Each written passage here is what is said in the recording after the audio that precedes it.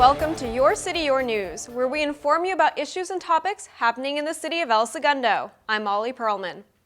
Governor Brown declared a statewide drought emergency and is asking all Californians to reduce their water use by 20%. Jennifer Murillo takes us to the Edward C. Little Water Recycling Facility to bring us more.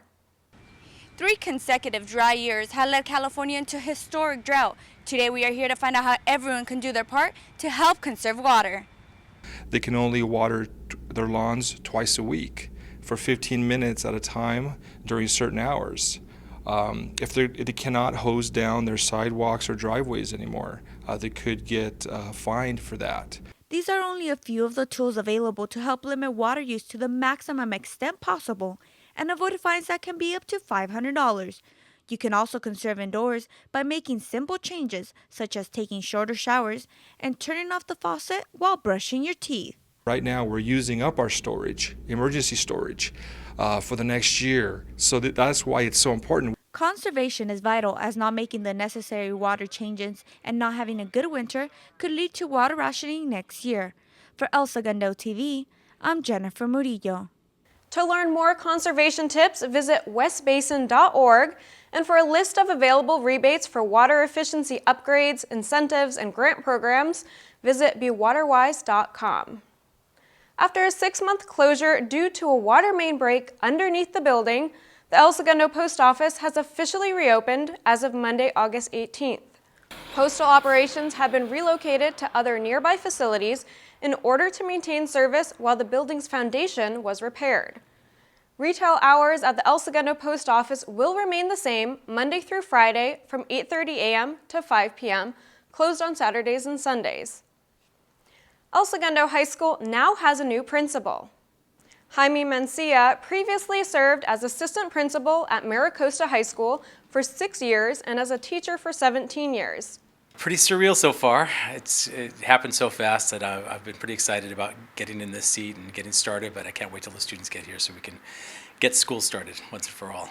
This 2014-2015 school year also brings a new program for all students. We also have our iPad 101 implementation, which means that basically every single student is going to get an iPad this year, and all the teachers already have iPads. The new school year begins on Tuesday, August 26th.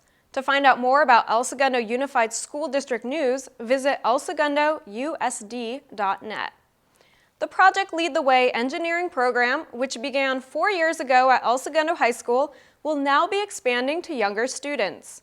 This past year, we got an additional grant from Chevron, which allowed us to begin the development of the elementary school engineering program, as well as expand into the middle school.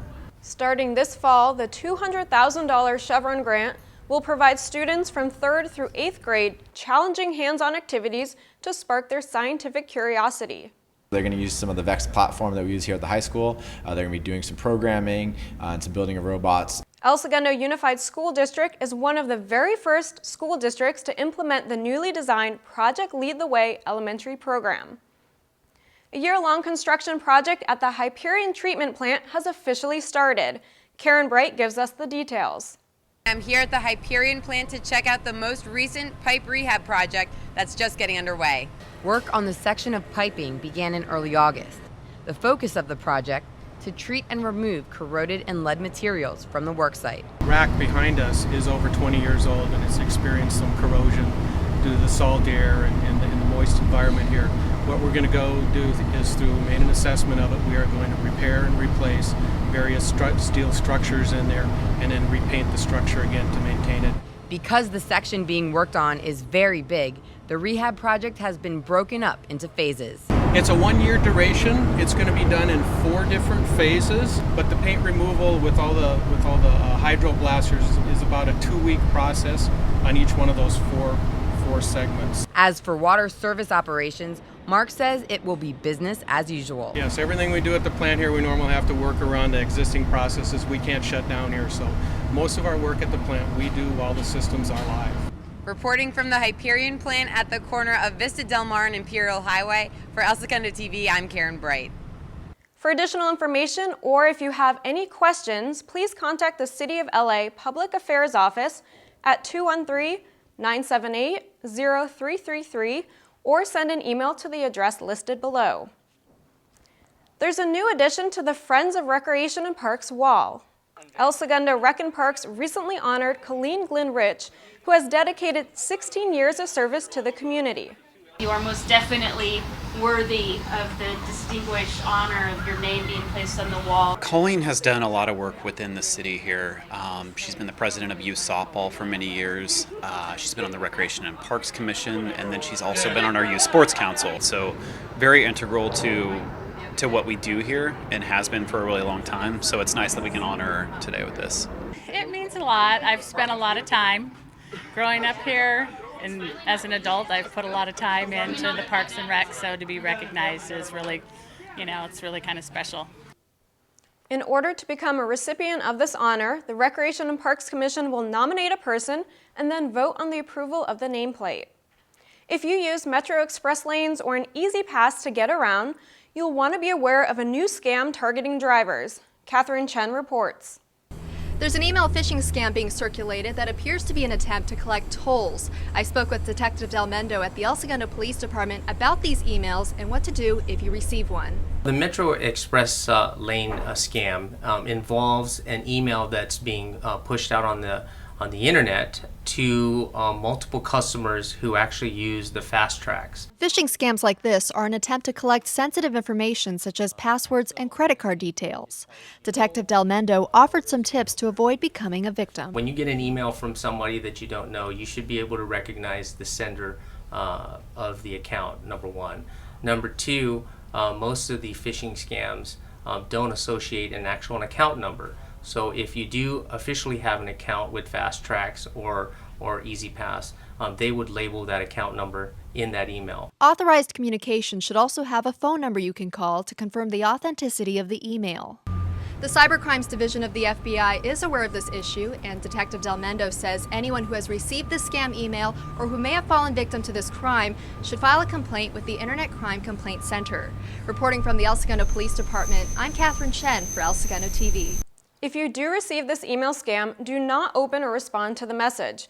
Anyone who may have fallen victim to the scam can file a complaint with the Internet Crime Complaint Center by visiting ic3.gov. Would you like to find out about current crime trends impacting our city and how you can protect yourself? The El Segundo Police Department is hosting their second annual Neighborhood Watch in the Park.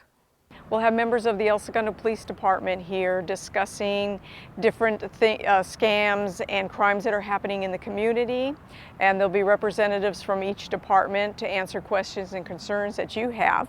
We'll also be doing bike registration, so if you're interested in having your bike registered for free, you just need to bring the bicycle or bring the information on the serial number, the make, and the model. The event will be held on Saturday, September 6th at 10:30 a.m. at Library Park. Refreshments will be served and you may win a raffle prize. Following this event, there is also an upcoming Neighborhood Watch meeting. We'd like to invite everybody in the community to join us on September 11th at 6 p.m. in Candy Cane Park, which is 100 block of Whiting, and to join us for a community Neighborhood Watch meeting. At this meeting, we're going to be focusing primarily on identity theft and scams that have happened in the community and also in the Los Angeles area, so we hope you'll join us. Well, that's all for today. Remember that you can also keep up with us on Facebook, YouTube, and Twitter by searching El Segundo TV. Thanks for watching Your City, Your News. I'm Molly Perlman. We'll see you next time.